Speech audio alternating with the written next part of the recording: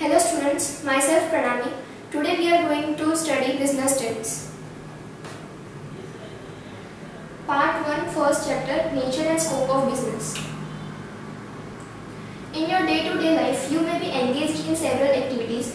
However, when someone asks you as to what you want to become in your life or what you want to do in your future, your answer may be, I want to join a suitable job, or I want to become a doctor, an engineer, a dancer or a musician, or you may say I want to do my own business.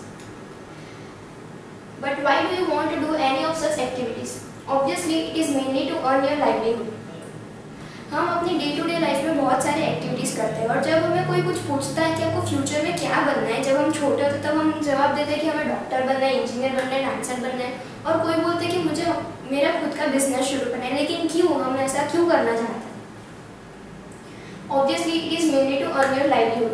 हम ये इसलिए करना चाहते हैं क्योंकि हमें पैसे कमाने होते हैं, हमें हमारा लाइवलीहुड अर्न करना होता है। Broadly speaking, every human activity in which one is engaged for the purpose of earning one's livelihood is known as economic activity. In this lesson, we shall learn about all such activities, their categorization and some other related aspects.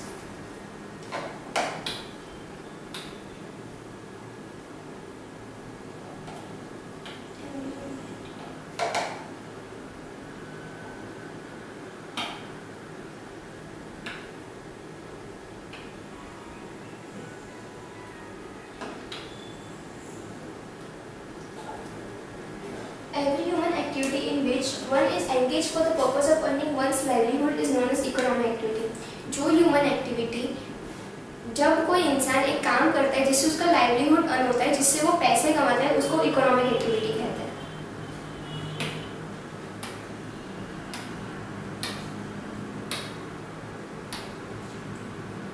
1.1 Human activities.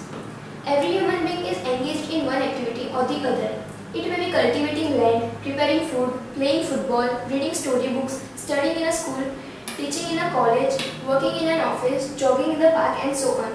If you try to ascertain as to why individuals engage themselves in one activity or the other, you will find that by doing such activities, they are trying to satisfy some of their needs or wants. All these activities which human beings undertake to satisfy the needs or wants are called human activities. जो हम रोज़ काम करते हैं, जो रोज़ activities करते हैं, उसको human activities करते हैं। हम रोज़ बहुत सारे काम करते हैं, जैसे teaching, playing, reading, studying, jogging and etcetera. However, even if all human activities satisfy the needs and wants, they differ among each other in terms of the purpose for which they are undertaken and the end result. हम बहुत सारे activities करते हैं क्योंकि हमें अपनी need पूरी करनी होती है, हमें अपना काम करना होता है। बहुत सारी ह्यूमन एक्टिविटीज़ होती है जो अलग अलग टाइप में क्लासिफाई होती है। For example, let us take the activity of preparing food, one prepared by a mother at home for her family and the other by a cook in a hotel. Here you will notice that the purpose and end result of the activity of preparing food by a mother and a by a cook varies.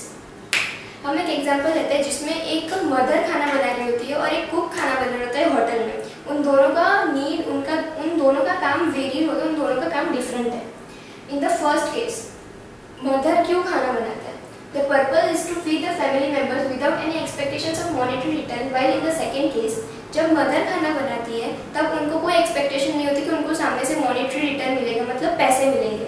लेकिन जब cooking food is in the second case, cooking food is a part of his job so as to earn money in terms of salary और wage. लेकिन second case में जब cook खाना बनाते हैं तब उसको एक्सपेक्टेशन होती है कि उसको सामने से पैसे मिलेंगे।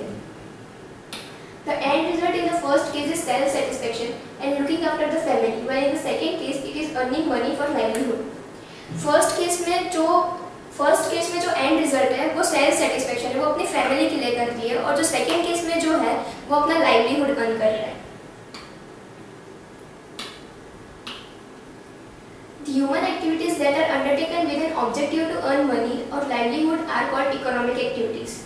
जो ह्यूमन एक्टिविटीज़ होती है उसमें उसका जो मेन ऑब्जेक्टिव, जो उसका मेन एम होता है पैसे कमाना, उसको इकोनॉमिक एक्टिविटी बोलते हैं। Whereas the other types of activity that are undertaken to derive self-satisfaction are called non-economic activities. लेकिन जो दूसरी एक्टिविटी होती है, जैसे मम्मा खाना बनाते हैं, उसको मनी नहीं मिलती, उसको मॉनेटरी इनकम नहीं होती, वो सेल्फ सेटिस्फेक्शन के लिए करती है, उसको नॉन इकोनॉमिक एक्टिविटी मिलती है। मतलब उसको इजी वे में ऐसा बोलेंगे कि जिस काम करने से हमें मॉनेटरी वैल्यू, जिस काम करने से हमें जिस काम करने से हमें पैसे नहीं मिलते उसको नॉन इकोनॉमिक एक्टिविटी बोलेंगे। A farmer growing crops, a worker working in a factory for wage salary, a businessman engaged in buying and selling of goods are examples of economic activities. While activities like meditation, engaging in sports for physical fitness, listening to music, providing relief to flood victims, etc. are examples of non-economic activities. 1.2 Classification of economic activities. Economic activity can be a one-shot affair or a continuous one. Economic activity दो type की हो सकती है, one shot affair मतलब हम कभी कभार करते हैं या फिर एक ही बार करते हैं, और कंटिन्यूस वन जिसको हम रोज रोज रेगुलरली करते हैं। For example, you know how to stitch clothes and one day you stitch a shirt for your friend and he pays some money to you. For example, आपको सिलाई करना आता है और आप अपने फ्रेंड के लिए शर्ट सिलते हैं, उसके रिटर्न में वो आपको पैसे देता है, उसको वन शॉट अफेयर बोलेंगे। Of course, this is an economic activity as you have some monetary gain, but it is a one-shot affair. हाँ, इसके रिटर्न में हमें पैसे तो मिल रहे, इसलिए हम इसको इकोनॉमिक एक्टिविटी बोलेंगे, लेकिन हम इसको रेगुलर नहीं करते, सिर्फ एक बार कर रहे हैं, इसलिए इसको one-shot affair बोलेंगे। But if you start stitching shirts on a continuous basis and charge money for that, you are said to be engaged in some continuous or regular activity. लेकिन आप इस टीचिंग का काम रेगुलरली रोज करोगे और उसके return में आप पैसे चार्ज करोगे, तब वो कंटिन्यूस एक्टिविटी कहलाएगी। It may be noted that by getting themselves engaged regularly in a particular economic activity, people try to earn their livelihood. So the activities in which individuals engage themselves on a regular basis and earn their livelihood are known as their occupations. जिस activity को लोग रोज रोज करते हैं अपना livelihood earn करने के लिए, पैसे कमाने के लिए, उसको हम ऑक्यूपेशन बोलेंगे।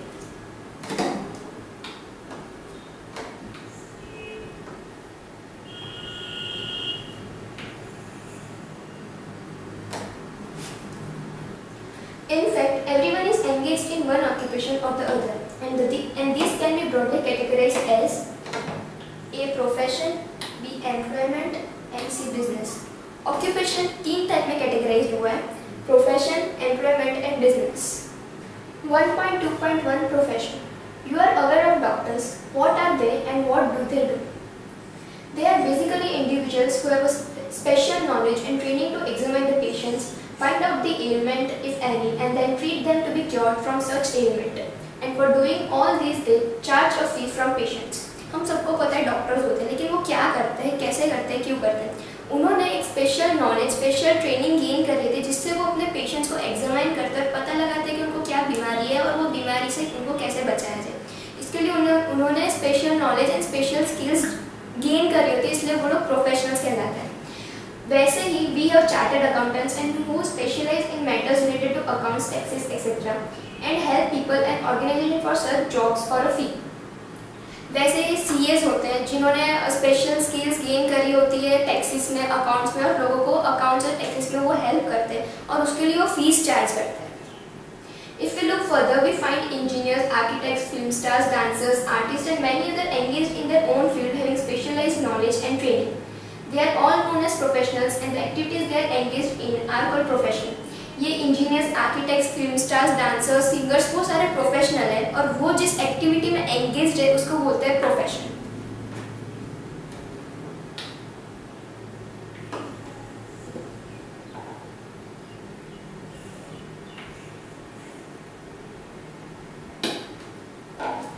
हम शॉर्ट में ऐसा बोल सकते हैं कि जिस इंसान ने स्पेशल नॉलेज और स्पेशल स्किल गेन करी है जिस एक्टिविटी को करने के लिए, उसको प्रोफेशनल बोलेंगे और उस इंसान को हम प्रोफेशनल बोलेंगे।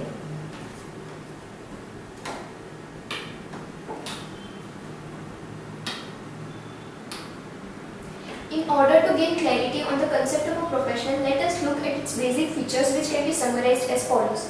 ये सारे प्रोफेशन के बेसिक फीचर्स है जिससे हमें प्रोफेशन को समझना और आसान हो जाए।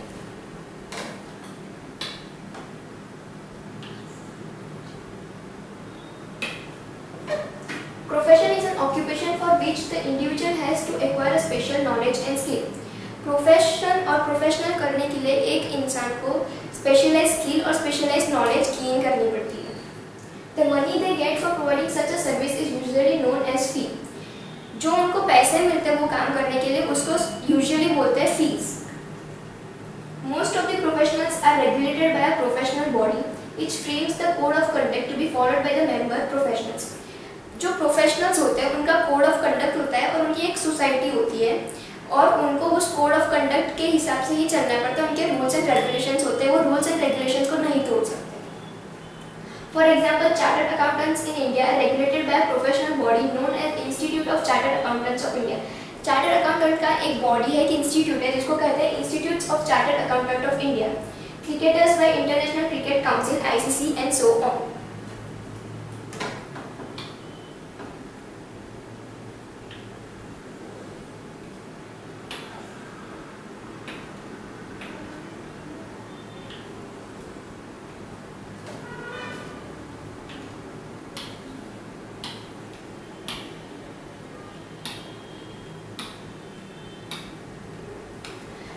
Professionals acquire the specialized knowledge mostly from colleges, universities or specialized institutes. Professionals को ये knowledge कहाँ मिलती है? स्कूल में, colleges, institutes, उसमें से वो लोग specialized knowledge और specialized skills gain करते हैं. In some cases, individuals acquire such knowledge and skill through training or coaching by an expert in the same field. Say for example, dancers and musicians. Dancers और musicians वो specialized knowledge और skills experts के पास से gain करते हैं और special institutes और उसमें से. Professionals usually work on their own and get a fee for their services and termed as those in practice. However, some of them may work in organization as employees or consultants. Professionals जो होते हैं वो individually भी काम कर सकते हैं और वो उनके institution और organization के साथ join होकर employee बनकर भी काम कर सकते हैं. The primary objective of every profession is to provide service, though they charge a fee. They should not exploit the people using their knowledge of expertise. जो प्राइमरी ऑब्जेक्टिव, जो बेसिक ऑब्जेक्टिव प्रोफेशनल्स और profession का होता है वो होता है फी, पैसे कमाना, और लोगों को जो उनका नॉलेज होता है उससे सही राह दिखाना, उससे सही सर्विस प्रोवाइड करना. अपने नॉलेज का गलत यूज करके लोगों को गलत चीज़ें सिखाना नहीं होता. 1.2.2 Employment. You have seen people going regularly to offices, factories, firms, etc. for work. These are individuals who are engaged by organizations or individuals to work for them in return for a wage or salary. आपने रोज लोगों को देखा होगा कि वो अपने office के लिए, फैक्ट्रीज के लिए जाते हैं काम करने के लिए. वो लोग एक कंपनी, एक ऑर्गेनाइजेशन के साथ जुड़े होते हैं और उनके साथ काम कर रहे होते हैं, जिसके रिटर्न में उनको वेज और सैलरी मिलती है. They are said to be in employment. Thus, we find a postman is in employment in the Department of Post to deliver letters. For example, postman वो पोस्ट के डिपार्टमेंट में employed हुए हैं post deliver करने के लिए, letters deliver करने के लिए. Here the department is called the employer and the postman is the employee. यहाँ पे जो डिपार्टमेंट है, जो पोस्ट ऑफिस है, उसको हम एम्प्लॉयर बोलेंगे और जो पोस्टमैन है उसको हम एम्प्लॉय बोलेंगे. The postman works on the basis of certain terms and conditions and gets a monthly salary in return.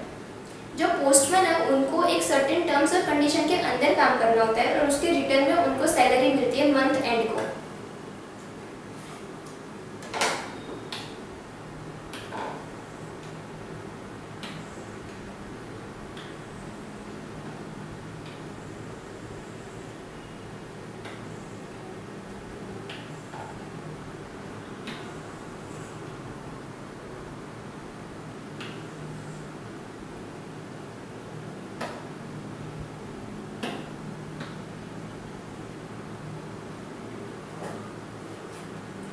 The main features of employment are It is an occupation where a person called employee is to work for another called employer.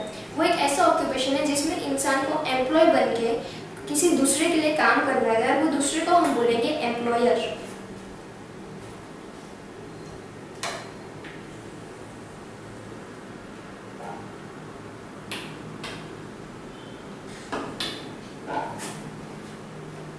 There are certain terms and conditions of work like hours of work, how many hours a day, duration of work, how many days or hours in a week or months, etc. Leave facility, salary, wage, place of work, etc. इस occupation में इसमें अलग अलग terms and conditions होते हैं, जैसे कि hours of work मतलब दिन में कितने घंटे काम करना होता है, ड्यूरेशन ऑफ वर्क मतलब महीने में कितने दिन काम करना होता है, कितनी महीने में लीव मिलेगी, कितनी सैलरी और वेजेस मिलेगी, etc. The employees get salary normally paid on a monthly basis और wage normally paid on daily weekly basis. जो सैलरी होती है वो मंथली बेसिस पे पे होती है और जो वेजेस होते होते हैं वो डेली रोज रोज के काम के बेसिस पे होते हैं in return of their work, उनके काम के रिटर्न में। This amount is normally pre determined, mutually agreed upon and may increase over time.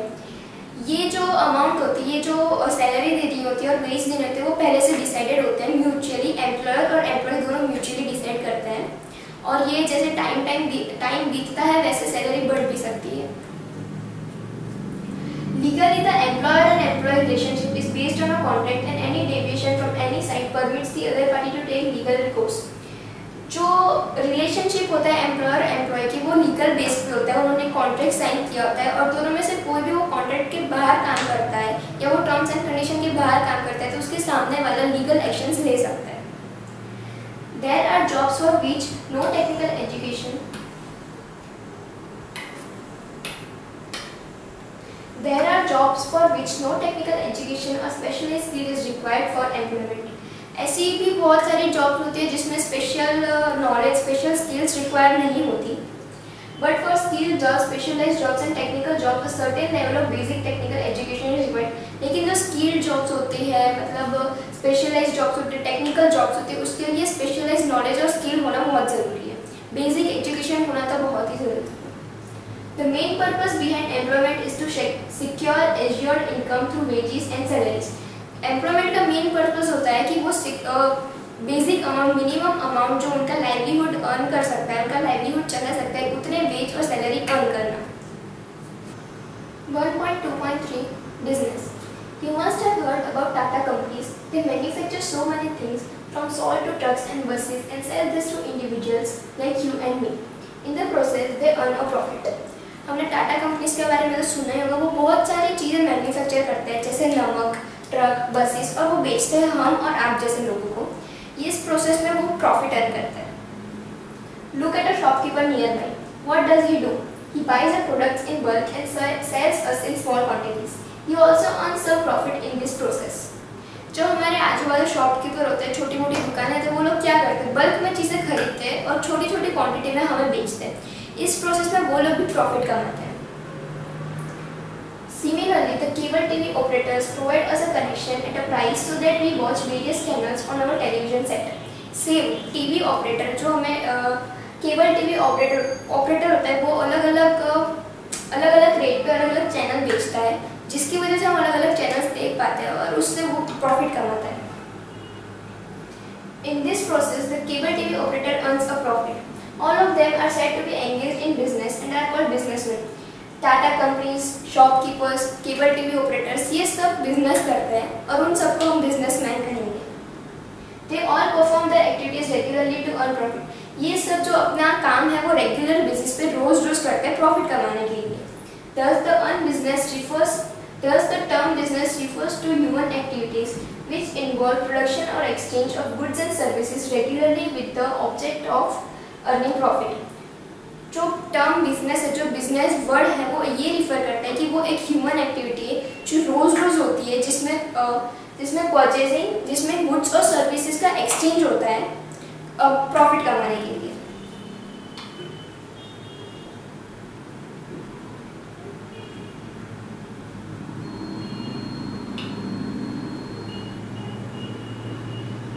We will find people like mill owners, transporters, bankers, traders, tailors, taxi operators, etc.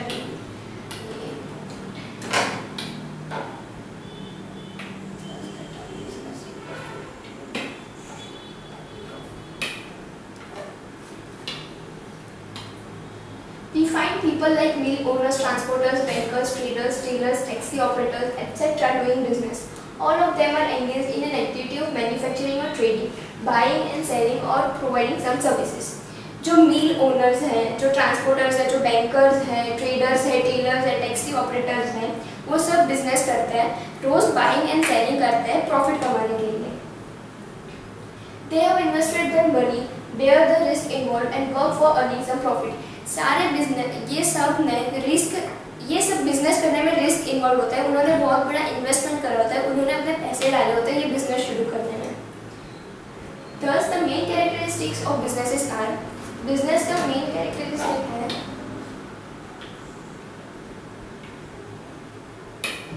Thus the main characteristics of business are It is an occupation where a person is engaged in manufacturing or buying and selling of goods and services.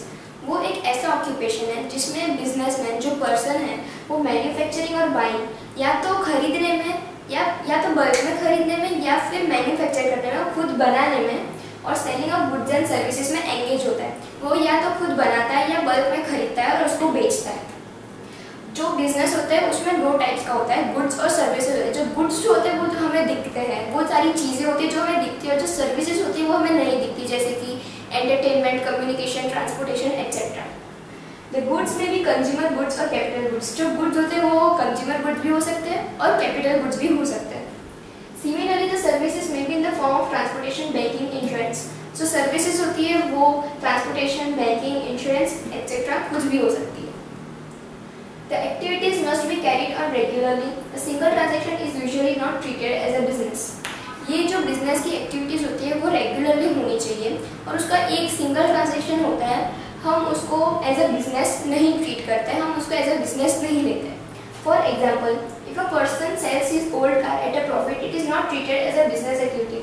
जैसे कि if मेरे पास पुरानी गाड़ी है और उसको मैं बेचती हूँ और उसके रिटर्न में को पैसे मिल रहे, तो मैं उसको बिजनेस नहीं कहूँगी, वो बिजनेस नहीं कहलाएगा। However, if he is engaged in the activity of buying and selling of old cars then on a regular basis, he shall be treated as engaged in a business activity. लेकिन मैं एक business कर रही हूँ, मैं एक activity कर रही हूँ जिसमें मैं पुरानी गाड़ी खरीदती हूँ और उसको वापस रीसेल करती हूँ और उससे मुझे जो प्रॉफिट अर्न होता है उसको मेरा बिजनेस, मतलब वो जो मैं करती हूँ ये जो एक्टिविटी उसको मैं बिजनेस में काउंट करूँगी, इसको कहती हूँ बिजनेस। लेकिन इफ मैं सिर्फ एक ही बार करूँगी तो वो बिजनेस नहीं कहलाएगा। The sole objective of business is to earn profit. जो मेन ऑब्जेक्टिव, जो मेन एम होता है बिजनेस का, वो होता है प्रॉफिट अर्न करना। It is essential for the survival of business. Of course, it is through provision of some goods or some services. Every business requires some investment in cash or kind or both. It is usually provided by the owner or is borrowed by him at his own risk. जो business होता है उसमें सबसे पहले require होता है investment, या तो पैसों का या तो किसी और चीज़ का या दोनों का। और ये जो होता है वो शायद बिजनेसमैन जो पर्सन होता है वो खुद के पैसे भी डाल सकता है या फिर लोन लेकर या कुछ और तरीके से या बोरो करके किसी के पास से भी हो सकता है, वो अपने रिस्क पर लेता है। The earnings are always uncertain because the future is unpredictable and the businessman has no control over certain factors that affect his earnings. Business में जो मनी होता है, जो प्रॉफिट जो हम अर्न करते हैं वो अनसर्टेन होता है, वो पहले से डिटरमाइंड नहीं होता कि इतना पैसा हमें मंथ के एंड में मिलेगा, ये पहले से डिसाइडेड नहीं होता क्योंकि फ्यूचर भी पहले से प्रिडिक्ट हम नहीं कर सकते। Thus every business involves an element of risk and the same is borne by the businessman, the owner. इसलिए हर बिजनेस में रिस्क तो इन्वॉल्व होता ही है। 1.2.4 comparison of business, profession and employment. हमने जो 3 ऑक्यूपेशन देखे, बिजनेस, प्रोफेशन एंड एम्प्लॉयमेंट, इसका यहाँ कंपैरिजन किया है। Business, profession, employment. सबसे पहला point establishment. Business, profession and employment कैसे एस्टैब्लिश होता है? Decision to start the business in compliance of legal formalities like registration wherever required. Business शुरू करने से पहले उसका रजिस्ट्रेशन करना, लीगली रजिस्ट्रेशन करना बहुत ज़रूरी होता है। प्रोफेशन में membership of professional body is essential. जो उनका प्रोफेशनल बॉडी होता है, जो उनका ऑर्गेनाइजेशन होता है, जो उनका इंस्टीट्यूट होता है, उसका मेंबरशिप होना बहुत ज़रूरी है। और एम्प्लॉयमेंट में enter into service contract with the employer. जो एम्प्लॉयर होता है, जिस इंस्टीट्यूशन में, जिस ऑर्गेनाइजेशन में हमको काम करना होता है, उसके साथ कॉन्ट्रैक्ट साइन करना जरूरी होता है। Qualification, specific qualification is not required. Business में क्वालिफिकेशन में स्पेसिफिक क्वालिफिकेशन रिक्वायर्ड नहीं होती, वो अपने माइंड ट्रिक्स से, अपने दिमाग से बिजनेस हम शुरू कर सकते हैं। Profession, professional knowledge and training in the same field is essential. लेकिन प्रोफेशन में क्वालिफिकेशन में specialise knowledge, specialise skills, specialise training जरूरी होती है। Employment, as per the needs of the employer and the job involve. Employment में जिस occupation में हम काम करना चाहते हैं उसकी क्या क्या नीड्स हैं, उस हिसाब से हमें क्वालिफिकेशंस नीड होती है, उसकी ऐसी क्वालिफिकेशन हमारे अंदर होनी चाहिए।